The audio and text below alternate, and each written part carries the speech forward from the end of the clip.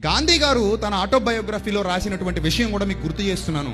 కొండ మీద ప్రసంగం, మత్తయి సువార్తలో 5వ అధ్యాయంలో ఏదైతే ప్రసంగం రాయబడిందో కొండ మీద ప్రసంగం. ఈ కొండ మీద ప్రసంగం మనసు పెట్టి వింటే మారణ హోమాలు జరగవు, ఏ దేశంలో యుద్ధాలు జరగవు, ఎక్కడ అశాంతి నెలకొనదు. అంత చక్కటి విషయాలు లార్డ్ జీసస్ క్రైస్ట్ ప్రబోధించారని సాక్షాత్తు మన జాతి పిత కితాబ్ ఇచ్చారంటే దాన్ని బట్టి మీరు అర్థం చేసుకోండి. నీ కుడి చెంప మీద కొట్టువాని వైపు ఎడమ చెంప కూడా తిప్పు అన్న మాట గాంధీ గారు ఓన్ గా చెప్పింది కాదు.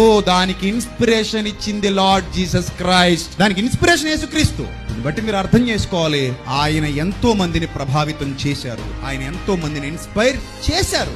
ఆయన వలన ఇన్స్పైర్ అయిన వాళ్ళే ప్రపంచ వ్యాప్తంగా ఎన్నో కాలేజీలు స్థాపించారు, ప్రపంచ వ్యాప్తంగా ఎన్నో అనాథ శరణాలయాలు స్థాపించారు, ప్రపంచ వ్యాప్తంగా ఎంతో మందికి చేయూతనిచ్చే విధంగా కష్టపడ్డారు, శ్రమ పడ్డారు. దీని అంతటికీ మోటివేషన్ ఇచ్చింది